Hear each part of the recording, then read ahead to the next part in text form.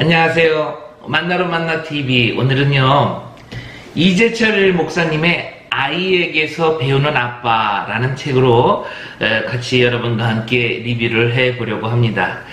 이재철 목사님은 30호 가수 싱어게인의 최종 우승자 이승윤 군의 아버지이기도 하죠. 그리고 사모님은요, 유명한 홍성사 대표 되시는 정애순님이십니다. 이재철 목사님은 담임 목사 재직 시절에 월급을 교인들에게 다 공개를 하고 나는 부목사님보다 단 10만 원만 더 받겠다 이렇게 얘기를 하시고 그렇게 가져가셨다고 하더라고요. 은퇴할 때는 전별금이라고 합니까? 퇴직금이라고 합니까? 한 푼도 받지 않았고 퇴임 설교 때 유명한 일화가 있죠. 이재철을 철저히 버려라 이렇게 하면서 후임 목사님들을 이렇게 챙겼다라고 합니다. 그분은 이제 전립선 암 판정을 받고 세상을 이제 한번 정리했던 인생이라 이렇게 세상을 보는 눈이 일반인들의 눈하고 조금은 다르리라고 생각도 합니다. 2019년에는요, 이런 글을 써서 주목을 받기도 했습니다. 저는 하나님의 은혜로 아름다운 금수강산 대한민국에서 태어나 좋은 부모님 밑에서 중요한 3번의 결혼을 하였습니다. 3번 모두 하나님과 사람 앞에서 서약을 하였으니 서약을 저버리는 의리 없는 배신행위는 참아 못하겠습니다. 첫 번째는 세례식을 통하여 주님과 결혼하였으니 주님을 배신하지 못하겠고, 두 번째는 결혼식을 통하여 아내와 결혼하였으니 아내를 배신하지 못하겠고, 세 번째는 안수식을 통하여 대신과 결혼하였으니 대신을 배신하지 못하겠습니다.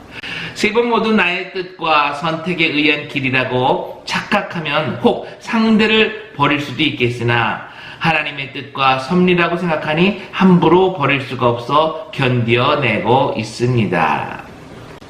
참 재미있는 글이네요. 이재철 목사님은요, 자기가 섬기는 교단에서 장로 호칭 문제로 이제 탈퇴를 했다고 하는데요. 기사 내용을 제가 한번 읽어드리겠습니다. 이 목사는 이번 문제의 핵심은 독립교회인 100주년 기념교회가 장로, 권사, 호칭제를 실시하는 것 자체가 아니라 장로교 소속의 목사가 장로교에 소속되어 있지 않은 교회를 목회하는 것이 과연 위법이냐의 문제라고 말했다. 그러니까 장로교 목사가 다른 교단 아니면 교단에 소속해 있지 않은 그런 다른 교회에서 목회했다고 지금 이게 문제가 된다라는 것이죠. 표면적으로는 장로, 권사, 호칭의 문제지만 그건 아무것도 아니라는 겁니다. 하나님의 종이 교단이 다르다는 이유로 사역을 거절했다면 오히려 그것이 더 큰 문제가 되는 것이 아닐까요? 만일 주의 종이 그런 이유로 인해서 하나님께서 주신 사역지를 거절한다면 그분이 진짜 하나님의 종일까 하는 의구심이 드네요. 예전에 저는 미국 컴벌랜드 장로교단 정회원이었었는데요. 아마 200년쯤 된 교단이죠. PCUSA에서 이제 제가 사역을 하게 됐어요. 그런데 컴벌랜드에 있는 어느 목사님께서 저를 교단 노회에다가 고발을 했어요. 그래가지고 그냥 문제가 크게 된 적이 있었는데 결국 저도 더 이상 크게 문제를 삼고 싶지 않아서 조용히 교단을 탈퇴한 기억이 있습니다. 이런 모습을 보면 정말 세상 사람들 보기 너무 부끄럽죠. 이재철 목사님은요, 이뿐만이 아니라 이제 이단 시비에도 걸렸는데요. 성숙자반이라는 그런 책에도 내용이 문제가 있었습니다. 목회자가 예수님을 믿지 않았다는 이유로 죽은 그들을 위해 기도조차 해줄 수 없다고 한다면 과연 그것이 복음이겠습니까? 그런 상황에서 살아있는 사람을 위해서라도 죽은 자의 영혼을 위해 따뜻하게 기도해주는 것이 참된 그리스도인의 정신일 것입니다. 이재철 목사님의 뜻은 분명히 알겠어요. 어떤 의도로 글을 썼는지 충분히 이해가 되지만 오해의 여지도 분명히 있는 것 같습니다. 유족들을 위로하는 방법이 죽은 자를 위해서 기도하는 것, 그거 외에는 없다라고 생각한다면 이재철 목사님의 말씀이 맞을 수도 있겠어요. 그렇죠? 그런데 그것뿐이 아니죠. 위로하는 방법은요. 그런데 이제 저같이 말하는 사람들에게 이재철 목사님은 또 이렇게 반박을 했습니다. 영락교회 한경직 목사는 1974년 8월 19일 불교 신자였던 고 유경수 여사 국민장 연결식에서 안식을 비는 기도를 드렸고, 세문안교회 강신명 목사 또한 1979년 11월 3일 불교 신자였던 고 박정희 전 대통령의 국장 연결식 때 개신교를 대표하여 기도했다. 지난 5월 29일에 있었던 노무현 대통령의 국민장 때에는 한국기독교협회 KNCC의 권오송 총무가 기도를, 김사만 예장 통합 총회장이 담임 목사로 심호하는 명성교회 성가대는 조가를 불렀다. 같이 죽자라는 거죠. 쉽게 말하면. 100번 옳은 말입니다. 권력과 세력 앞에서는 어떠한 것을 해도 되고, 긍휼의 마음에서 이렇게 뭔가 조금 틀에 벗어난 행동을 하면 그냥 마구 공격을 해야 되는 그런 오늘날의 그 내로남불의 모습이 정치판에만 있는 것은 아닌 것 같습니다. 여러분, 좋은 의사라는 것은 어떤 의사가 좋은 의사일까요? 보호자에게 그저 따뜻한 위로의 말을 해주는 것이 좋은 의사일까요? 몸은 죽어가는데 환자에게 소망의 언어, 희망의 언어, 이거를 전해주는 의사가 과연 좋은 의사일까요? 아니면 얼짱 의사, 몸짱 의사, 아니면 회식 잘하는 의사, 이런 의사가 좋은 의사일까요? 아니면 큰 병원에서 좋은 시설을 가지고 그냥 대충 그냥 짜여진 그 순서대로 그런 진료를 하는 의사가 좋은 의사일까요? 이런 것은 좋은 의사를 정하는 그런 주된 판단이 될 수가 없는 것입니다. 그렇다면 좋은 의사는 어떤 의사가 좋은 의사일까요? 좋은 의사는 무엇보다 올바른 진단 그리고 정확한 치료가 우선이 되어야 좋은 의사인 것입니다. 그리고 제가 앞에 나열한 것들은 플러스 알파가 되는 것이겠죠. 마찬가지로 주의 종은 장례식에서 누구를 위해서 기도하느냐, 어떤 기도를 하느냐에 따라서 이단이다 아니다를 구분해서는 안 되는 것입니다. 복음을 바로 전하고 실천하며 살아가는 종인지, 아니면 입만 나불나불하며 그냥 립 서비스만 하는 주의 종인지에 따라서 참종이냐 거짓종이냐가 구분되어져야 할 것입니다. 그런데요, 오늘 이 책에는요, 다른 입장에서의 글이 또 쓰여져 있습니다. 저희 부부는 아직까지 아이들에게 총이나 칼과 같은 장난감을 사준 적이 없습니다. 아무리 장난감이라지만 사람을 죽이는 흉기를 갖고 놀게 하는 것은 전혀 유익함이 없다고 판단했기 때문입니다. 혹 저희 집을 찾는 친척들이 그와 같은 장난감을 사오면 저희 부부는 그것을 몰래 비닐에 싸서 쓰레기통에 버리곤 했습니다. 그런 것은 이웃과 나누기에도 적합한 물건이 아니라는 생각에서였습니다. 승윤이가 총에 대해 완전히 관심을 잃은 것은 그로부터 불과 며칠 후였습니다. 당신은 혹 당신의 자식들에게 칼이나 총과 같은 장난감을 사주고, 또 아이들이 당신을 향해 총을 발사하는 순간 으악 하면서 멋있게 죽어주는 연기를 꺼리낌 없이 하게 하면서도 그 자식이 부모를 공경하며 평화의 사람이 되기를 원한다면 바로 그런 것을 가리켜 망상이라고 하지 않겠습니까? 장난감 총을 사주며 부모 공경을 바라는 것이 망상이라고 한다면 저는 이 글에는 동의할 수가 없습니다. 사전적인 정보 없이 이재철이라는 그런 그 인물에 대한 느낌 없이 이 글만 읽으면 이건 완전히 그 영화의 증인, 그 집총 거부자의 무슨 그 증언 같습니다. 제 막내 아들은요, 고등학교에서 그 ROTC 군사교육을 받고 있는데 집에 장난감 칼도 많고요, 총도 많이 있습니다. 그 녀석이 칼과 총 때문에 이 못난 아비를 공경하지 않는다라고는 저는 생각하지 않습니다. 같이 칼싸움 놀이도 해요.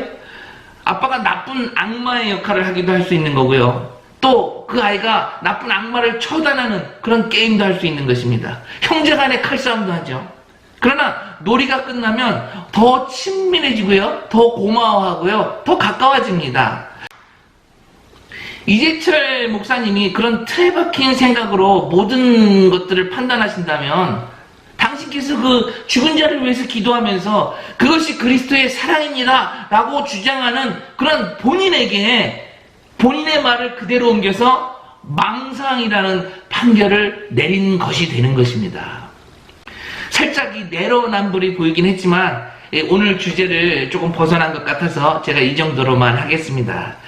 여러분도 그냥 그 하나님의 사랑을 그냥 그대로 실천하고 싶어서 발버둥 치는 그런 이재철 목사님의 귀한 몸부림 정도로 봐주시면 좋겠습니다. 오늘은요, 이재철 목사님의 이 책을 리뷰를 해야 되는데 쉽지가 않습니다. 이 책은 아이들과 살아가면서 느낀 114개의 크고 작은 사건 그리고 모습을 통해서 하나님과의 관계 그리고 나의 모습을 생각하면서 쓴 글이라 이 요약은 좀 불가능하고요. 그 네 아들 4명의 아이를 두고 있더라고요. 그 중에 그 몇 개 에피소드를 한번 전해 보도록 하겠습니다. 응급실과 교회라는 에피소드 중에서 하나를 제가 또 리뷰를 해보겠는데요. 큰아들 승윤이에요. 4아들 중에서 장남인데 지금은 변호사입니다. 전교인 야유회 도중에 생긴 일인데 자전거를 타다가 넘어져서 입에 이제 피가 철철철철 흘리는 승윤이를 이제 인근 병원에 급하게 데려갔더니 응급실로 가라 그래서 응급실로 갔더니 접수하라 그래서 접수를 했더니 이제 구강외과로 가라 그래서 다시 구강외과로 갔더니 지하로 내려가서 엑스레이를 찍으라 그래서 이제 지하로 내려가서 엑스레이를 찍고 왔더니 다시 구강외과로 가라 그래서 구강외과 가서 이제 진료가 시작이 된 겁니다. 병원에 도착한 지 1시간 10분이 경과되었지만 그동안 흘러내리는 승훈이의 피 한 방울 닦아주는 선생이나 간호사는 한 명도 없었습니다. 다시 말하면 피 흘리는 승훈이의 환부에 의사의 손길이 닿기까지 정확하게 1시간 10분이 걸렸습니다. 의사의 손길이 닿자 갑자기 긴장한 승훈이가 엄마 무서워요 하고 떨리는 목소리로 말했습니다. 그때 젊은 인턴이 토요일 오후라 귀찮아서인지 이렇게 내뱉었습니다. 시끄러워 임마. 무섭긴 뭐가 무서워. 이것이 혹 이 땅 위에 있는 교회의 모습은 아닐까요? 피투성이가 되어 쓰러진 영혼을 앞에 두고서도 불필요한 관습이나 제도를 따지느라 환자가 죽어가고 있지는 않습니까? 바로 사랑이라는 미명 아래. 그리고 이제 성경 구절을 하나씩 올렸는데요. 이 에피소드 144개는 다 성경 구절을 하나씩 올려요. 누가복음 10장 30절에서 32절입니다. 예수께서 대답하여 가라사대 어떤 사람이 예루살렘에서 여리고로 내려가다가 강도를 만나며 강도들이 그 옷을 벗기고 때려 거반 죽은 것을 버리고 갔더라. 마침 한 제사장이 그 길로 내려가다가 그를 보고 피하여 지나가고 또 이와 같이 한 레위인도 그곳에 이르러 그를 보고 피하여 지나가되. 저 역시도 일본에서 목회할 때 거의 똑같은 사건이 있었습니다. 교회를 다녀본 적이 없는 어떤 분의 집에 이제 모진 노력 끝에 집에 방문을 하게 됐어요. 그래서 이제 한참 그분의 고민을 듣고 있는 도중에 교회에서 전화가 왔어요. 제 큰아들이 학교에서 그 링을 하다가 상대 아이가 이렇게 링을 앞으로 던져가지고 그 링이 쾅 해서 입에 부닥쳐가지고 앞니가 부러져가지고 피가 절절절절 난다는 내용이었습니다. 지금 이 고민을 이야기하고 있는 그분과 대화를 나누지 않으면 천하보다 귀한 이분이 교회를 다시는 오지 않을 것 같은 그런 불안함, 주님께 인도할 수 있는 그 기회를 잃어버릴 것 같아서 일단 알았으니까 전화 끊어 하고 전화를 끊은 기억이 납니다. 전화 끊고 이제 계속 상담을 하는데 귀에는 아무 소리도 들리지 않고 아들 걱정에 이거 어떻게 상담을 했는지 저도 잘 기억이 나지 않습니다. 아마 그때 제 아들은 그 당시에 부러진 이빨보다도 마음의 상처가 더 컸을 것 같습니다. 선교지 이야기를 하자면 끝이 없죠. 이 에피소드 중에서 이제 승훈이의 운동의 날이라는 또 에피소드가 있는데요. 거긴 또 아빠가 계속 쳐다보고 있는 줄도 모르고 장난치는 아들, 재밌게 노는 아들을 보면서 시편 23편을 기록했습니다. 시편 23편 4절. 내가 사망의 음침한 골짜기로 다닐지라도 해를 두려워하지 않을 것은 주께서 나와 함께 하시니라. 오늘은 제 이야기를 조금 해야 될 것 같습니다. 일본은요, 운동회를 주일날 합니다. 일본은 맞벌이부가 많아서 그런지 주일날 이제 부모님들이 와서 관전할 수 있게 쉽게 하는 그런 배려겠죠. 그런데 이제 저희는 주일날은 절대 어느 것을 움직일 수가 없잖아요. 담임 목사인데, 그죠? 그래서 우리 아이는요, 1학년 때부터 5학년 때까지 운동회를 한 번도 참석해 본 적이 없어요. 이 개척교회 목사 아들을 주일날 주일 예배 안 보내고 학교 보낸다는 게 이것이 영적 자존심에 허락이 안 되더라고요. 그리고 뭔가 세상에 지는 느낌이 돼서 제가 보낼 수가 없었습니다. 저는 주일날 하루만 안 가면 되는 줄 알았는데 이 운동이라는 것이 이 마스 게임도 있고 단체 게임도 있고 여러 가지 이제 조직이 있기 때문에 2달 전, 3달 전부터 준비를 합니다. 그런 준비 과정이 있을 때마다 우리 아들은 열애가 돼서 항상 그것을 구경만 했던 거예요. 전 그걸 전혀 몰랐어요. 선교사의 아들이라는 이유로 얼마나 큰 아픔을 감당했어야 되는지 지금 생각해도 저는 미안한 마음밖에 들지 않습니다. 그런데 6학년 때였어요. 이 주일날 비가 온다는 예보가 있어가지고 토요일날 운동회를 실시했습니다. 이때다 싶어서 그냥 제 아내와 저는 음식을 싸들고 운동회에 참석을 했는데 저희 아이 빼고 다른 아이들은 2-3달 전부터 조직적으로 운동 연습을 하고 다 배역이 정해져 있고 선수들을 발탁하고 그래서 우리 아이는 참석할 곳이 없는 거예요. 그냥 모든 경기에 참여하지 못하고 응원만 그냥 목이 터져라고 하더라고요. 그럼에도 즐거워하는 아들이 너무나 이쁘고 감사했습니다. 이 책을 읽으면서 솔직한 제 마음을 말씀드리자면 저는 이 책에서 무슨 그 드라마틱한 장면이나 반전 같은 거, 놀라운 기적 같은 이야기들을 이렇게 내심 기대하면서 읽어봤습니다만 거의 대부분의 에피소드가 어느 가정 누구에게나 일어날 수 있는 아주 평범하다 못해 익숙한 이야기들이었습니다. 그런데 아주 그런 소소한 그런 하루하루의 삶의 모습에서 하나님을 생각하고 성경의 말씀을 근거로 삼아 증인된 삶을 살아가는 그런 이재철 목사님의 그런 깊은 그런 신앙의 모습을 엿볼 수 있었습니다. 이 소확행이라고 하나요? 이 아주 작은 것에서도 하나님의 사랑을 느끼는 그런 그 행복스러운 모습 참 아주 보기 좋았습니다. 이 책의 제목은요, 아이에게 배우는 아빠입니다. 하나님께서 이 세상에 2가지 제도를 만들어 주셨는데 하나는 가정, 그리고 하나는 교회입니다.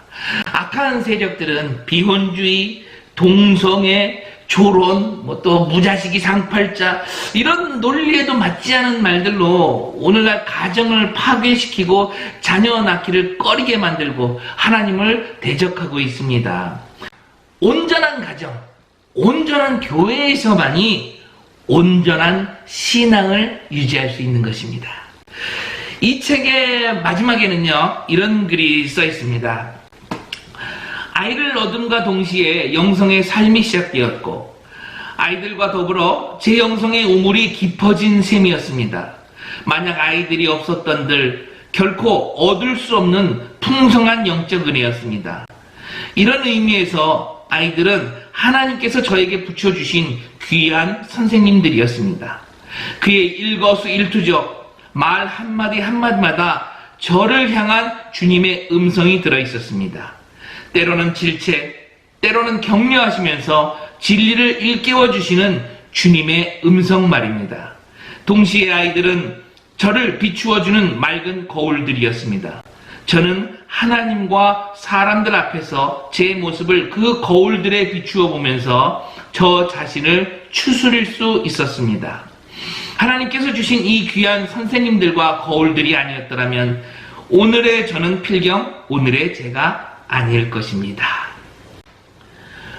오늘도 귀하고 귀한 복된 가정을 위해서 기도하시고 감사하시는 그런 저와 여러분 되시기를 예수님의 이름으로 축복합니다. 할렐루야.